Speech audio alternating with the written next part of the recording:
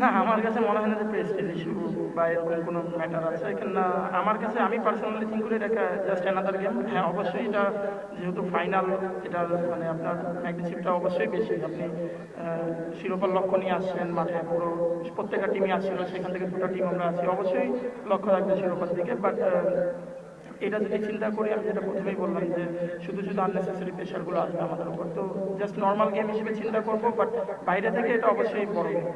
মাঠে আমাদের বেসটা দিয়ে আকবর যেটা বললো যে ক্রিকেট হচ্ছে ফান, তো মাঠে চেষ্টা থাকবে এনজয় করার জন্য।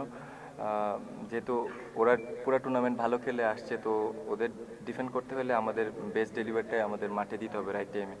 তো ওইভাবে যেটা বললেন, প্রেশার নিতে চাচ্ছি না, মাঠে এনজয় করার চেষ্টা করব। দেখুন, দর্শক যদি থাকে অবশ্যই ভালো। আমার মনে হয় যে একটু দর্শক অবশ্যই কম ছিল পুরো টুর্নামেন্টে, তো আশা থাকবে অবশ্যই যেহেতু ফাইনাল গেম, যদি কিডসগুলো যদি চলে আসে তাহলে আমার মনে হয় যে অনেক তারাও এনজয় করতে পারবে, আমাদের জন্য আমরাও খেলে আরেকটু উপভোগ করতে পারবো খেলাটা।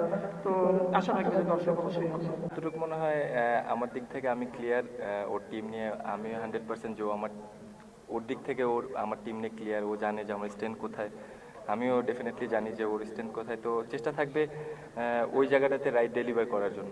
বলতেছিলাম এবং জিমের মধ্যে আমরা বলছিলাম যে এটা আসলে 3 ম্যাচের সিরিজ হয়ে গেছে মেট্রো রান করে।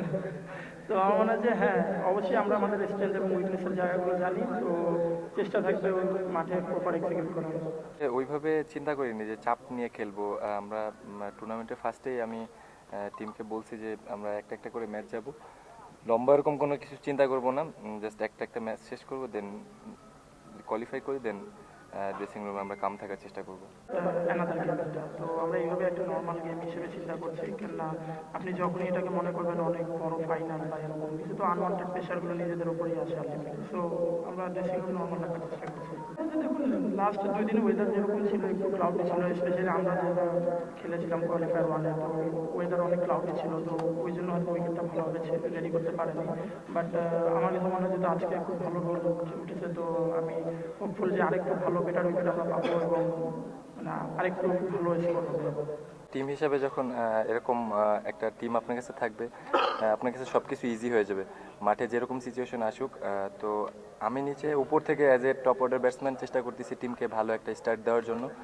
আর অ্যাজ এ টিম লিডার আপনার তো একটা রেসপন্সিবিলিটি থাকে, তো এটা চেষ্টা করতেছি মাঠে ইনস্ট্যান্ট টাইমে এনজয় করার জন্য আর আমার বলারগুলি প্রপার ইউটিলাইজ করার জন্য। না, এরকম আমি নিজে পার্সোনালি কখনো এরকম থিঙ্ক করি না। দেখুন, মেট্রো খুব ভালো খেলে আসছে, পুরো টুর্নামেন্টে একটা ম্যাচ হারছে, তো আমার মনে হয় যে যেরকম ফর্মে তারা আছে তাদেরকে যদি হারাতে হয় অবশ্যই আমাদের বেস্ট গেমটা খেলতে হবে। এবং স্পেশালি ওদের বলিং ইউনিটের কথা বলবো, আলিস ভাই, রাকিবুল, রনি ভাই খুব ভালো বল করছে, তো তাদেরকে যদি বিট করতে হয় অবশ্যই আমাদের বেস্ট ক্রিকেটটা খেলতে হবে। আমাদের টিম বন্ডিংটা খুব ভালো, আর অ্যাট দ্য রাইট টাইমে যেই সময় পারফর্ম করাটা দরকার, আমার মনে হয় যে ক্রুশাল টাইমে আমাদের প্রত্যেকে ভালো পারফর্ম করছে। এইটাই মেইন কারণ আমি বলবো। আর যেটা বললাম যে T20-তে আমার মনে হয় না যে বড় টিম ছোট টিম বলে কোনো কথা আছে, কারণ T20-তে খুব অল্প সময়ের খেলা, মোমেন্টাম যারা ধরে রাখতে পারবে তারাই আসলে ভালো রেজাল্ট করবে। প্রায় অলমোস্ট 6টা 7টা হচ্ছে ম্যান অফ দ্য ম্যাচ আছে, তো ইন্ডিভিজুয়াল এক এক ডেতে এক এক দিন পারফর্ম করছে, দ্যাটস ওয়াই আমার টিম রেজাল্ট করছে। তো আমার মনে হয় এটাই যেটা বললো যে ছোট টিম বড় টিম নাই, T20-তে মোটামুটি সব টিমই আপনি ইন্ডিভিজুয়াল ডেতে যারা ভালো খেলবে মাঠে তারাই রেজাল্ট পাবে।